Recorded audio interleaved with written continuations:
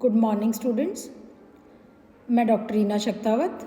Subject हम मनोविज्ञान psychology पढ़ रहे हैं और चैप्टर 3 हमारा चल रहा है संवेदना एंड प्रत्यक्षीकरण का ये चैप्टर है। तो बच्चों, संवेदना का टॉपिक या इसको एक चैप्टर मान लीजिए, वो हमारा कंप्लीट हो चुका है और अब हम स्टार्ट करेंगे प्रत्यक्षीकरण। तो हम इस वीडियो में करेंगे प्रत्यक्षीकरण का अर्थ या स्वरूप।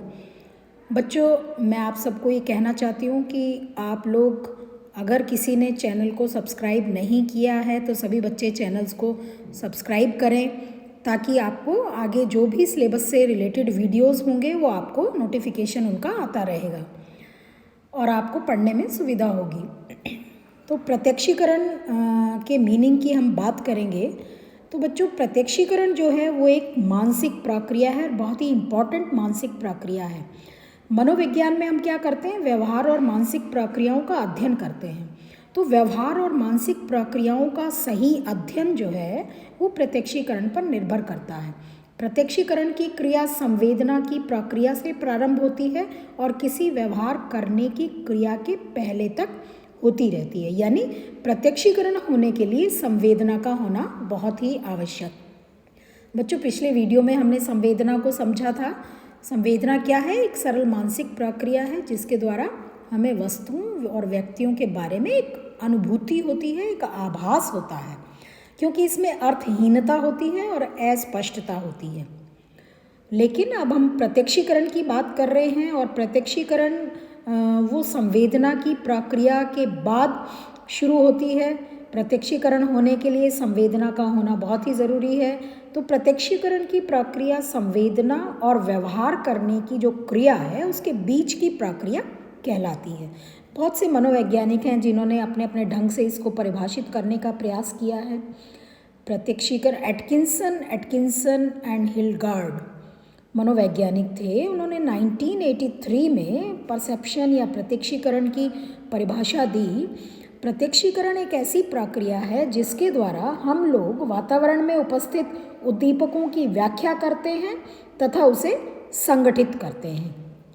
यानी अनुभूतियों के माध्यम से या हम ज्ञानेंद्रियों के माध्यम से हमें किसी उद्दीपक का एहसास होता है तो वो तो संवेदना कहलाती है। और जब हम उस उद्दीपक की व्याख्या करते हैं या उस उद्दीपक को कोई अर्थ प्रदान करते हैं और उसे संगठित रूप देते हैं और संगठित रूप में उसे कोई अर्थ देते हैं तो वो प्रक्रिया प्रत्यक्षीकरण की प्रक्रिया कहलाती है।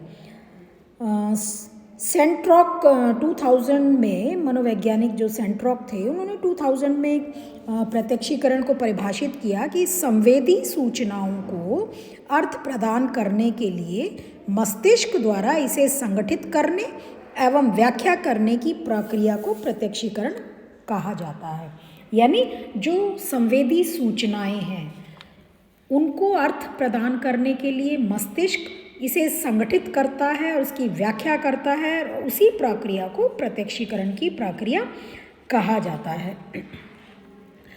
तो परिभाषाओं का यदि विश्लेषण किया जाए तो प्रत्यक्षीकरण की जो प्रक्रिया है उसका नेचर या उसका स्वरूप या उसका अर्थ बिल्कुल स्पष्ट होता है। और इस परिभाषा का ये जो हमने परिभाषाएं की हैं इनका विश्लेषण करने पर हम इसकी मुख्य विशेषताओं पर पहुंचते हैं। तो प्रत्यक्षीकरण की जो मुख्य विशेषताएं हैं उनमें फर्स्ट है, प्रत्यक्षीकरण के लिए उद्दीपक का होना अनिवार्य है।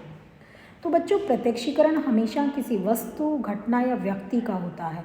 जिन व्यक्तियों, घटनाओं या वस्तुओं का प्रत्यक्षीकरण होता है उसे उद्दीपक की संज्ञा हम देते हैं। जब कोई उद्दीपक व्यक्ति के सामने उपस्थित नहीं होगा उसमें कोई भी संवेदना नहीं होगी और फिर उसका प्रत्यक्षीकरण भी नहीं होगा। इसलिए प्रत्यक्षीकरण के लिए उद्दीपक का होना बहुत ही अनिवार्य है। दूसरा, प्रत्यक्षीकरण में उद्दीपक का तात्कालिक अनुभव होता है। तो प्रत्यक्षीकरण में उद्दीपकों का तात्कालिक अनुभव होता है। कहने का मतलब ये है, जब व्यक्ति के सामने कोई उद्दीपक उपस्थित होता है तो उसका ज्ञान हमें तुरंत होता है, ना कि उद्दीपक के बारे में कुछ देर तक सोचने के बाद उसका ज्ञान हो।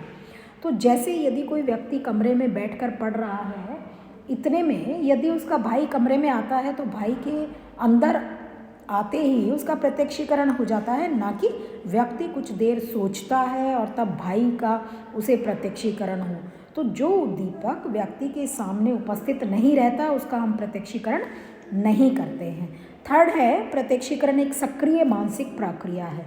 तो मनोवैज्ञानिकों ने परसेप्शन को एक एक्टिव मेंटल प्रोसेस या सक्रिय मानसिक प्रक्रिया कहा है। और इसमें क्या होता है कि किसी उद्दीपक का प्रत्यक्षीकरण करते समय व्यक्ति का मस्तिष्क काफ़ी सक्रिय होकर वस्तु या घटना की व्याख्या पूर्व अनुभूतियों के संदर्भ में करता है। जैसे आम को देखकर आम का ही प्रत्यक्षीकरण नहीं होता, बल्कि इसका एक विशेष गुण खट्टा या मीठा होने का भी हम प्रत्यक्षीकरण करते हैं। तो हम आम देखते ही कहते हैं कि आम खट्टा या मीठा होगा। ये इसलिए होता है क्योंकि प्रत्यक्षीकरण एक सक्रिय मानसिक प्रक्रिया है जिसमें उद्दीपक का मात्र प्रतिनिधित्व ही नहीं होता, बल्कि मानसिक सक्रिय रूप में पूर्व अनुभूतियों के संदर्भ में हम उसकी व्याख्या करते हैं। नेक्स्ट है, प्रत्यक्षीकरण एक संज्ञानात्मक प्रक्रिया है। तो मनोवैज्ञानिकों ने प्रत्यक्षीकरण को एक संज्ञानात्मक प्रक्रिया माना है, यानी वैसी प्रक्रिया जिसके द्वारा हम उद्दीपकों के बारे में ज्ञान प्राप्त करते हैं। तो कोलमैन मनोवैज्ञानिकों ने प्रत्यक्षीकरण के इसी पहलू पर बहुत अधिक बल दिया और कहा कि प्रत्यक्षीकरण द्वारा हमें आंतरिक और बाहरी दोनों तरह के उद्दीपकों के बारे में ज्ञान प्राप्त होता है। तो बाहरी उद्दीपक वातावरण में होते हैं और आंतरिक उद्दीपक जो होते हैं वो बच्चों हमारे शरीर के अंदर होते हैं। जैसे मान लीजिए बुक है, टेबल है, पेंसिल है, ये तो सारी बाहरी उद्दीपक है। और पेट में ऐंठन होना या दिल की धड़कन, ये सारे आंतरिक उद्दीपक के उदाहरण हैं। इनका भी हमें प्रत्यक्षीकरण होता है।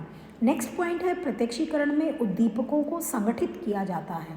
तो प्रत्यक्षीकरण में सिर्फ उद्दीपकों की व्याख्या ही नहीं होती, बल्कि उन उद्दीपकों का विशेष नियमों के आधार पर एक खास ढंग से संगठन भी होता है। जैसे यदि किसी व्यक्ति का एक हाथ दुर्घटना या बीमारी से काट दिया गया और यदि वह व्यक्ति हमारे सामने उपस्थित होता है तो हमें पूर्ण व्यक्ति के रूप में संगठित करके ही हम उसका प्रत्यक्षीकरण करते हैं। उसी तरह से यदि हम किसी व्यक्ति के चेहरे पर देखते हैं तो ऐसा नहीं होता कि उसका होंठ या उसकी आँख या ललाट या उसके गाल, हम सभी का अलग अलग प्रत्यक्षीकरण करें, बल्कि इन सब का प्रत्यक्षीकरण हम एक संगठित रूप में करते हैं।